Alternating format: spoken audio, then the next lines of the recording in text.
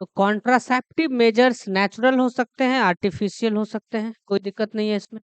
Contraception में हमें करना क्या होता है? कुछ नहीं, ऐसे तौर तरीके ढूंढने हैं, ऐसे तौर तरीके हमें आजमाने हैं जिससे सेक्सुअल इंटरकोर्स हो, कोइटस हो, संबंध बने, लेकिन बच्चा पैदा नहीं करना है, प्रेगनेंसी नहीं चाहिए। ठीक है, तो सबसे पहले अब हमें पढ़ना है नेचुरल मेथड ऑफ कॉन्ट्रासेप्शन। तो आपका अगला टॉपिक होगा natural method of contraception. Natural method of contraception, contraception के नेचुरल तरीके। ठीक है, किस प्रिंसिपल पर ये काम करता है? पहली बात देखो, हम कुछ ऐसा करें जिससे प्राकृतिक रूप से जो स्पर्म और ओवम मिलते हैं उनके मिलने की चांसेस जो है वो कम हो जाए। ठीक है, तो यही हमें नेचुरल मेथड में करना है। हम बाहर से कोई केमिकल का यूज नहीं करेंगे, आर्टिफिशियल कोई टेक्नोलॉजी, कोई तकनीक का यूज नहीं करेंगे। साइड इफेक्ट भी कम से कम होगा, नहीं के बराबर होगा, नो साइड इफेक्ट, क्योंकि तरीका प्राकृतिक है, नेचुरली हम कुछ सोच रहे हैं। ठीक है, तो साइड इफेक्ट भी नहीं होना है इसमें, लेकिन इसमें फेल्योर के चांसेस थोड़े ज्यादा होते हैं। देखिए, आज देखा जाए क्या होता है। पहला जो नेचुरल मेथड है हमारा, फर्स्ट नेचुरल मेथड है, that is called periodic abstinence, ABSTINANC, abstinence. देखो, एक पीरियड है, जिस पीरियड के दौरान, जिस ड्यूरेशन में सेक्सुअल इंटरकोर्स, सेक्सुअल एक्टिविटी को परफॉर्म ही नहीं करना है। ध्यान दिया जाए, किसी भी फीमेल में अगर मेंस्ट्रुअल साइकिल की बात की जाए तो कितने दिन की मेंस्ट्रुअल साइकिल होगी? 28 दिन की। पहला दिन यहाँ, 28 दिन, 28th डे यहाँ। क्लियर है? इस 28 दिन के साइकिल में ओवुलेशन कब होगा? 14वें दिन, 14th day, it is the day of ovulation. यहीं पर क्या होना है? ओवुलेशन होना है, रिलीज होना है ओवम, या सेकेंडरी ओसाइट रिलीज होना है। क्लियर है? ठीक है, आपको पहले से इतनी जानकारी अवश्य होगी, आप ह्यूमन रिप्रोडक्शन पढ़ चुके हैं, कि अगर स्पर्म फीमेल रिप्रोडक्टिव ट्रैक में इंटर करता है तो इसकी लाइफ स्पैन अप्रोक्स 72 घंटे होती है। यानी हो सकता है अगर 14वें दिन रिलीज हुआ सेकेंडरी ओसाइट, तो ये 13, 12, 11, यानी अगर 11वें दिन स्पर्म फीमेल रिप्रोडक्टिव ट्रैक में इंटर किया तो संभावना है ओवम से मिलने की। अगर 14वें दिन में सेकेंडरी ओसाइट रिलीज हो गया तो, हालांकि हर फीमेल में मेंस्ट्रुअल साइकिल एग्जैक्ट 28 डेज की नहीं होती है, लेकिन हम आइडियल मान के पढ़ रहे हैं। ओके, तो 14th डे पे ओवुलेशन हुआ, फीमेल के अंदर सेकेंडरी ओसाइट रिलीज हुआ, 14 से माइनस कर दो आप, 13वां दिन, 12वां दिन, 11वां दिन, एक दिन और हम लोग ले लेते हैं, 10वां दिन, यानी ये हो गया हमारा 10th डे। क्लियर? हाँ, अगर मान लो ओवम ही रिलीज हो गया तो वो 24 घंटे तक अप्रोक्स वेट करती है। डन? तो इसमें एक दिन नहीं, तुम 2 दिन बढ़ाओ, और अपने सुविधा के लिए या अपने ज्यादा सेफ के लिए, ज्यादा नहीं भाई, कुछ हो जाए अगर लास्ट एंड पे ओवम ये रिलीज हो, इस तरह की बात के लिए हम 3 दिन ले लेते हैं। यानी जो डे ऑफ ओवुलेशन है उस पर ध्यान दीजिएगा। डे ऑफ ओवुलेशन क्या है हमारा? 14th। ओवुलेशन कौन से दिन हुआ? 14वें दिन। उसमें से हमने क्या किया? -4 किया, +3 किया। एम आई राइट?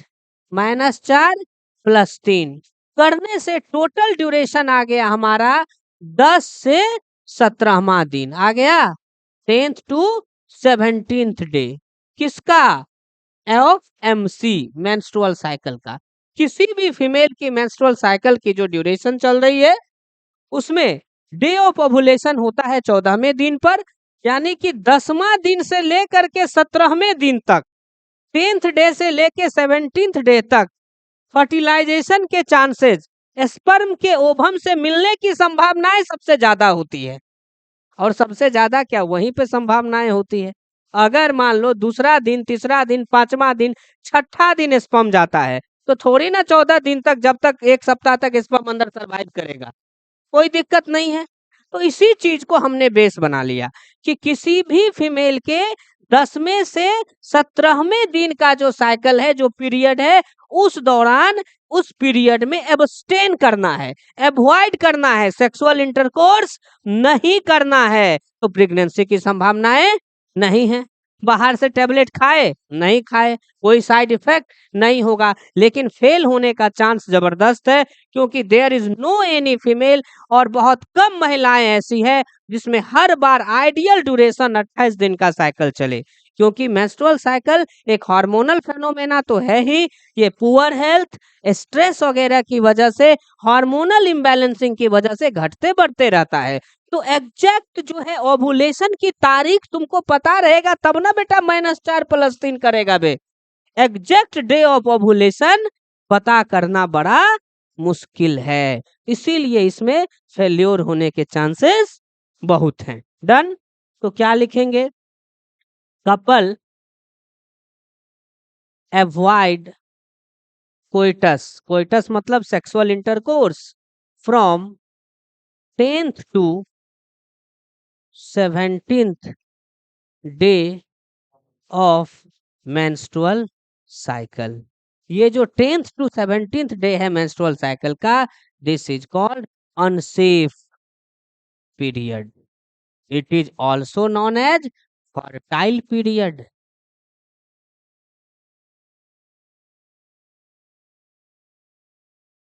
समझ में आ गई बात है? डन। तो couple avoid coitus from 10th to 17th days of menstrual cycle. Menstrual cycle के 10वें से लेके 17वें दिन सेक्सुअल इंटरकोर्स नहीं करना है। नेक्स्ट, ड्यूरिंग दिस पीरियड, ऐसे लिख देते हैं, avoiding coitus during this period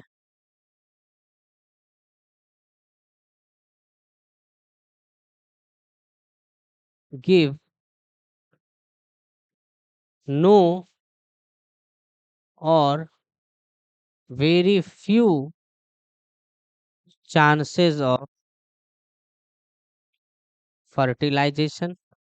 fertilisation की संभावनाएं या तो नहीं है या तो बहुत कम है। समझ में आ गई बात है? दूसरी बात क्या है? Since ovulation takes place, ovulation जो होता है वो कब होता है? On 14th day of menstrual cycle. Ovulation तो मेंस्ट्रुअल साइकिल के 14वें दिन होता है। So 10th to 17th day of menstrual cycle is considered as, उसको हम लोग कंसीडर्ड करते हैं, क्या कंसीडर करते हैं? फर्टाइल पीरियड, रिस्क पीरियड,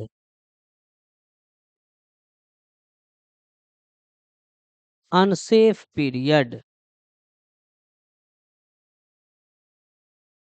बात समझ में आ गई? यही आपका पीरियोडिक एब्सेटेंस। मजे की बात, no side effect. Side effect होगा क्या? बिल्कुल नहीं, कहाँ से होगा? बाहर से टेबलेट थोड़ी खाया है, केमिकल थोड़ी लिया है, नो साइड इफेक्ट। लेकिन chances of failure is high, chances of failure बहुत जबरदस्त होंगे, is high, high chances of failure. क्यों? Because ideal duration, ideal duration that is 28 दिन menstrual cycle is rarely seen in female. So, day of ovulation can't be predicted. Ovulation का दिन जो है can't be predicted, उसको हम लोग predict नहीं कर सकते हैं exactly। बात खत्म। तो ये रहा आपका क्या? रिगार्डिंग पीरियोडिक एब्सेटेंस, पहला तरीका। अब दूसरा तरीका आ जाओ, सेकेंड मेथड।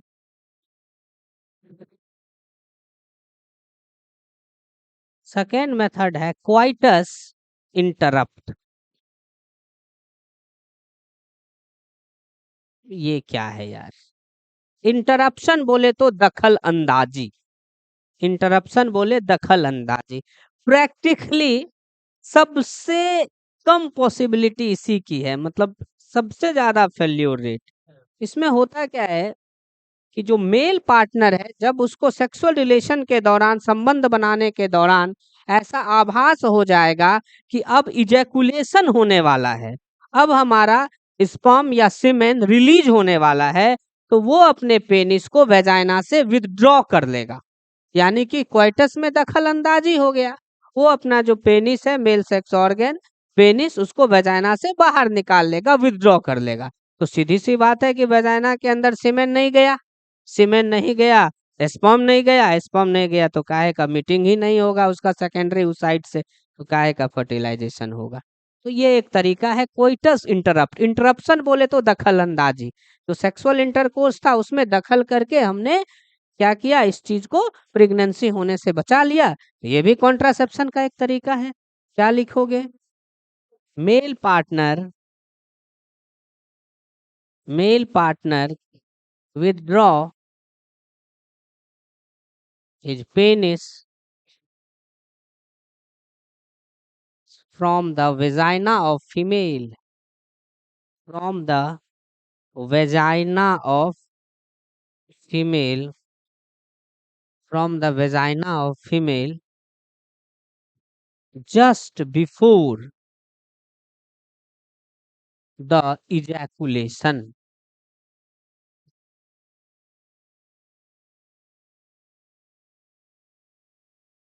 ओके, ejaculation से जस्ट पहले। क्या इसमें कोई साइड इफेक्ट होगा? काहे का होगा? कोई साइड इफेक्ट नहीं होगा। हाँ, chances of failure is high.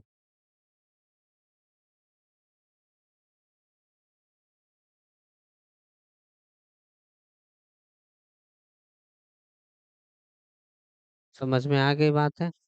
तो that's about the coitus interrupt. तीसरा मेथड आइए, लैक्टेशनल एमेनोरिया। एक बार इसको पढ़ लो, बोर्ड पे ही सही, पढ़ो एक बार।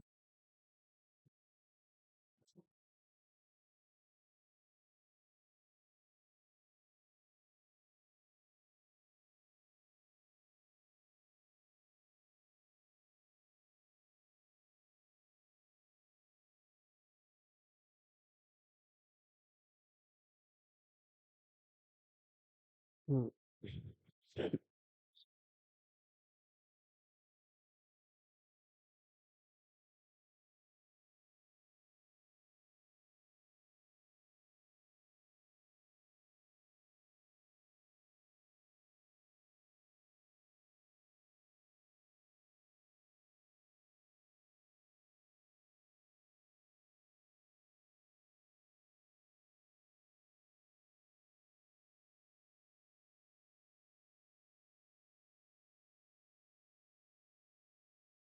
पढ़ लिए?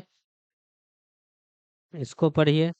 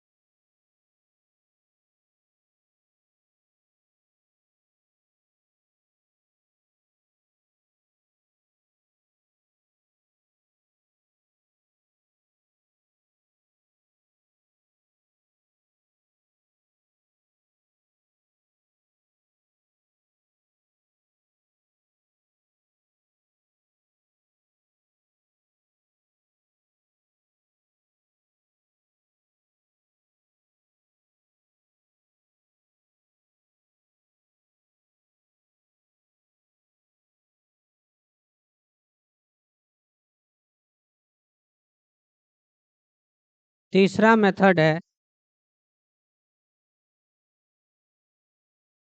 तीसरा नेचुरल मेथड है लैक्टेशनल एमेनोरिया, AMENORRHEA,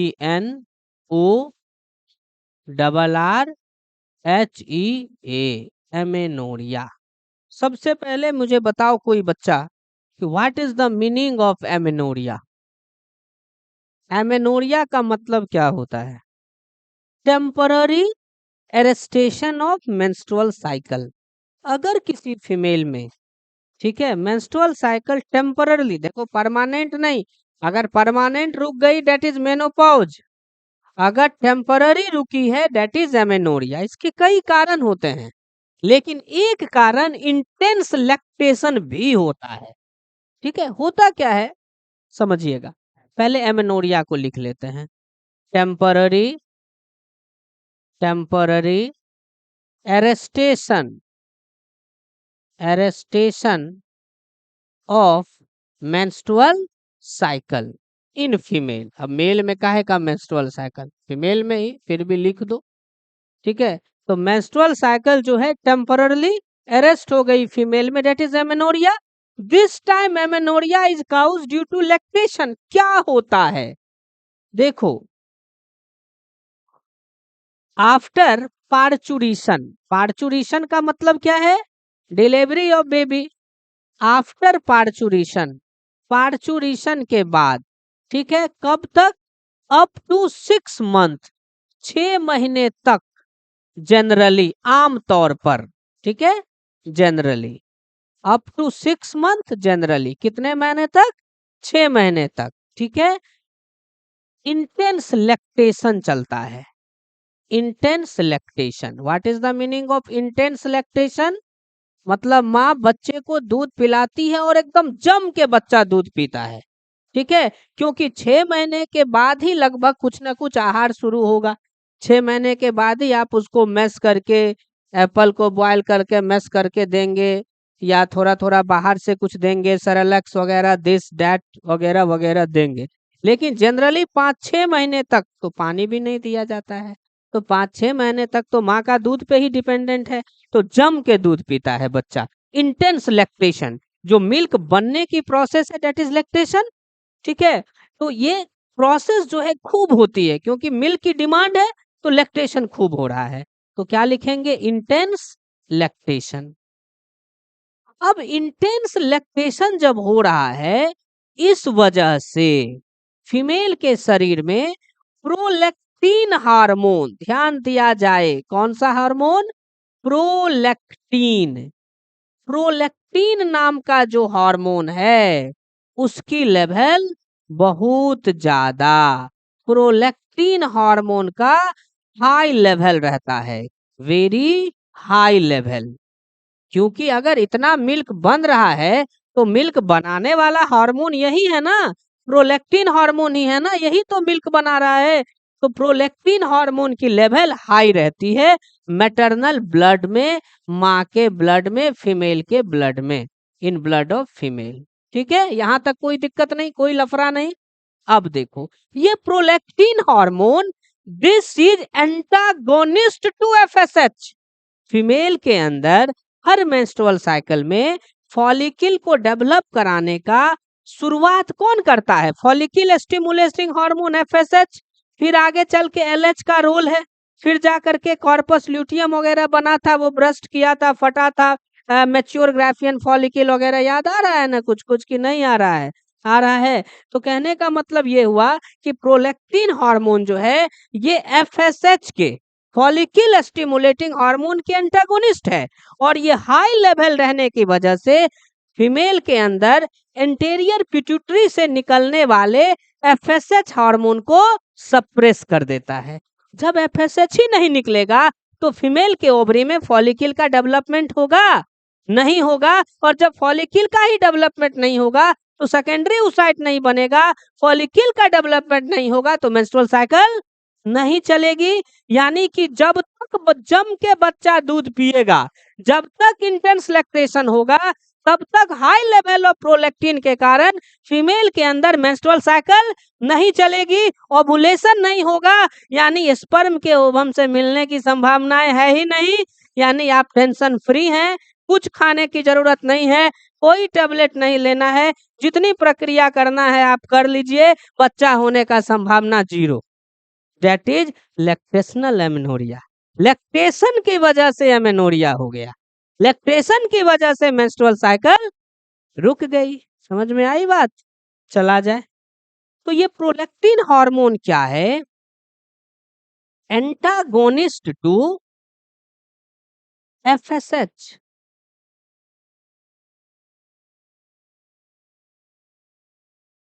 एफएसएच के एंटागोनिस्ट है।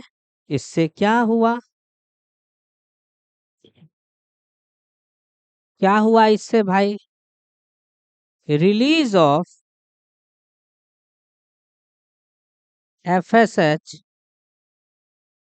फ्रॉम एंटेरियर पिट्यूटरी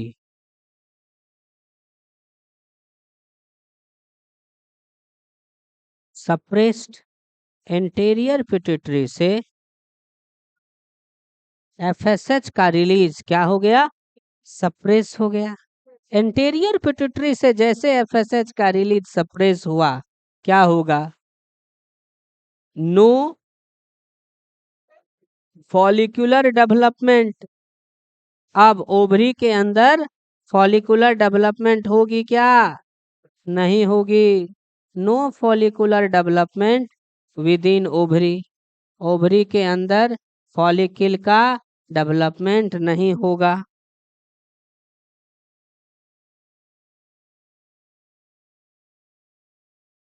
ओवरी के अंदर फॉलिकल का डेवलपमेंट नहीं होगा।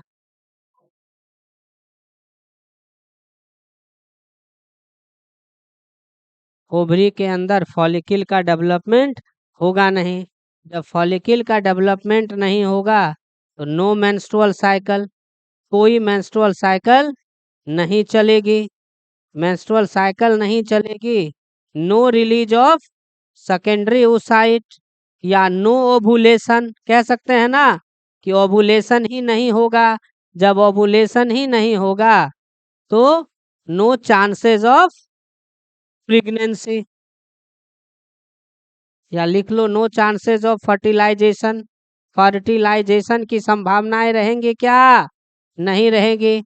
फर्टिलाइजेशन की ही संभावनाएं नहीं रहेंगी तो प्रेगनेंसी नहीं। Tension free, no pregnancy. लेकिन शर्त है लैक्टेशन शुड बी इंटेंस। अगर बीच में दूध बच्चा कम पिया या कुछ महिलाएं कैल्शियम को के लॉस को देखते हुए आ, दूध थोड़ा कम पिलाती है, बच्चे को बाहर वाला दूध देने लगती है मॉडर्न जमाने की माएँ, तो उसमें क्या होता है कि दिमाग में तो है कि 6 महीना तक टेंशन फ्री है, लेकिन इंटेंस लैक्टेशन रुक गया। जो सप्रेस था इंटीरियर पिट्यूटरी वो सप्रेशन भी कम गया, एफएसएच रिलीज हो गया। 14वें दिन फर्टिलाइजेशन भी हो गया। आप तो टेंशन फ्री है कि कोई दिक्कत है नहीं, पहले भी मेंस्ट्रुअल साइकिल रुका था, अब फर्टिलाइजेशन हो गया, अब तो ऑलरेडी रुक गया। 2-3 महीना के बाद आपको एहसास होता है कि कुछ गड़बड़ है, तब पता चलता है कि यार ये तो फिर से अब कष्ट है 8-9 महीने का, एक और आने वाला है।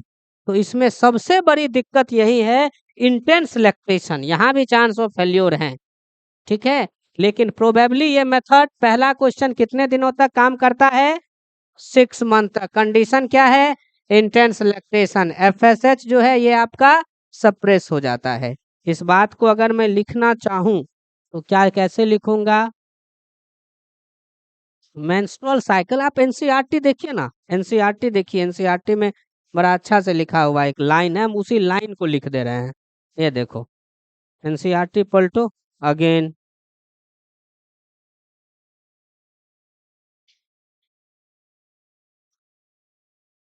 समोसा खाओगे? देखो कितना पैसा लाई है गुड़िया, इतना सवेरे सवेरे। हाँ,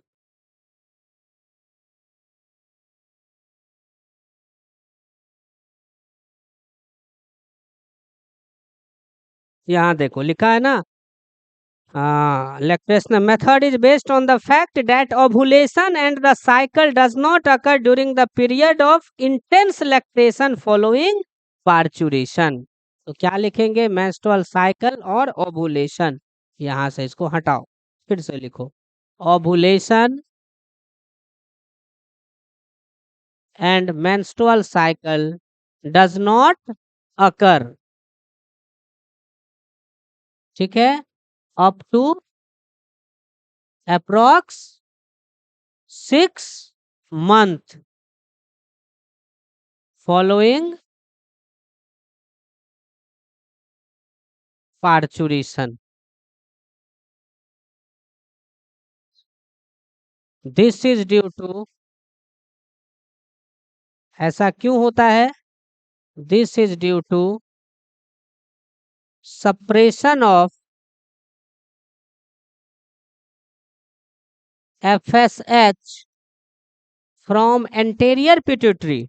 anterior pituitary से FSH का क्या हो जाता है बच्चा, सप्रेशन हो जाता है.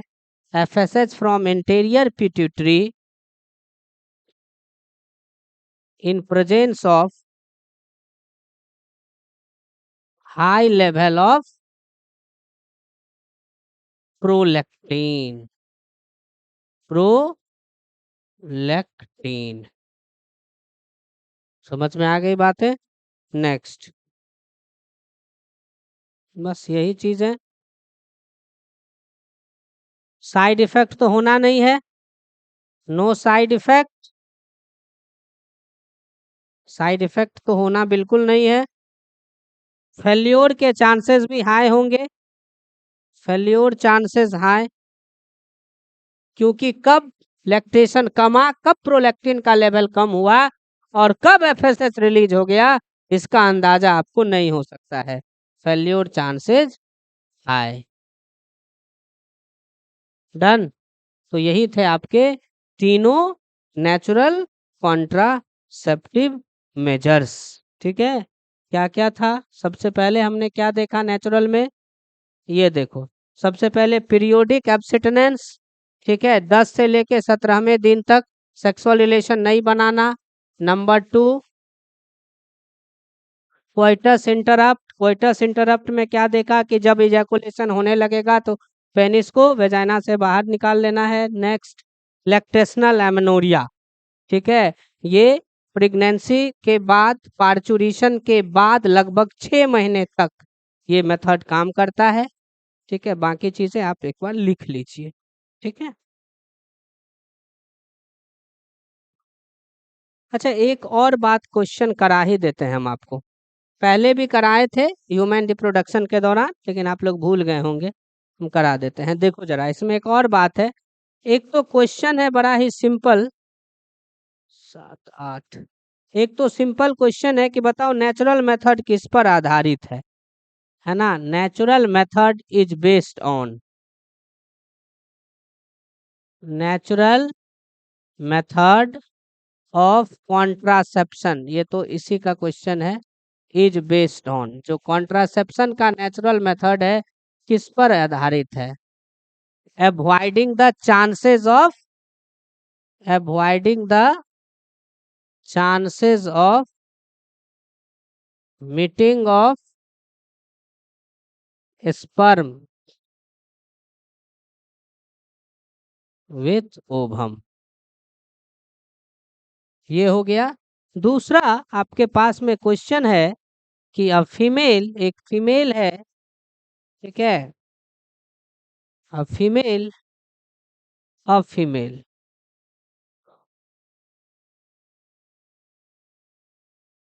अ फीमेल, एक फीमेल है, having duration of menstrual cycle, having duration of menstrual cycle 40 days, 40 दिन का उसका मेंस्ट्रुअल साइकिल है. Okay, calculate the period, calculate the period, calculate the period during which during which coitus must be, coitus क्या होना चाहिए, नहीं होना चाहिए।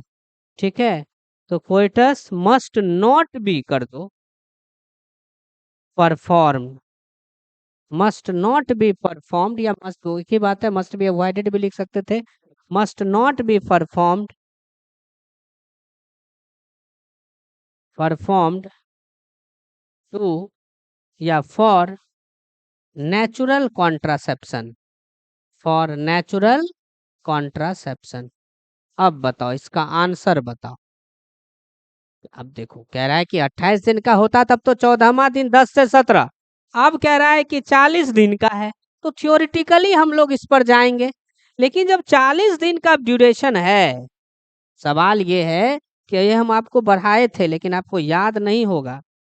ठीक है, ह्यूमन रिप्रोडक्शन में भी अगर 40 दिन का ड्यूरेशन है, टोटल ड्यूरेशन 40 डेज का है, यहाँ 40 दिन लिखो, यहाँ पे फर्स्ट डे लिखो। अगर 1 से लेके 40 दिन का ड्यूरेशन है साइकिल का, तो हम डे ऑफ ओव्यूलेशन कैसे कैलकुलेट करेंगे? याद रखना, मेंस्ट्रुअल साइकिल में 3 फेजेज होते हैं। पहला ब्लीडिंग फेज होता है, 5 से 7 दिन चलता है। दूसरा इस्ट्रोजेनिक फेज कहते हैं हम लोग, प्री ओवुलेटरी फेज कहते हैं, 5 से लेके 14 दिन चलता है। इस फेज की समाप्ति ओवुलेशन के साथ होती है जो कि 14वें दिन होती है। और फिर 14 से लेके जो आखिरी का 14 दिन होता है, उसको हम लोग क्या बोलते हैं, पोस्ट ओवुलेटरी फेज बोलते हैं।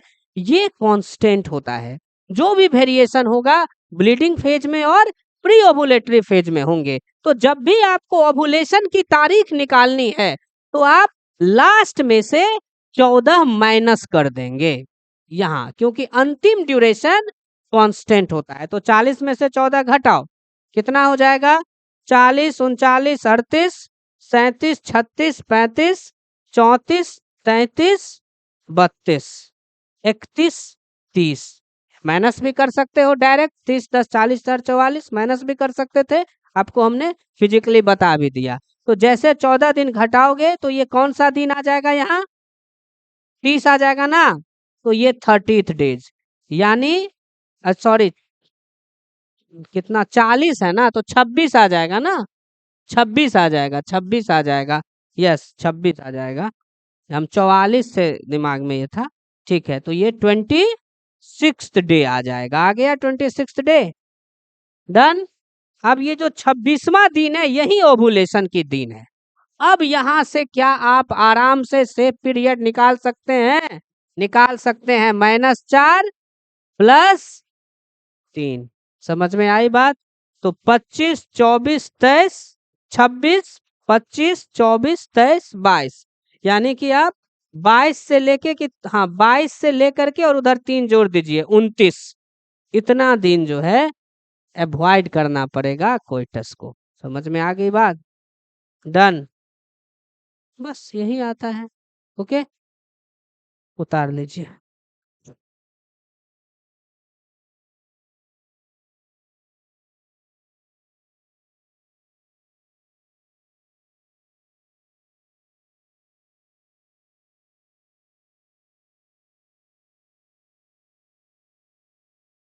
यहाँ से लिखो पहले इसको, फिर ये फिर ये फिर ये, क्वेश्चन भी लिखोगे, चलो लिखो।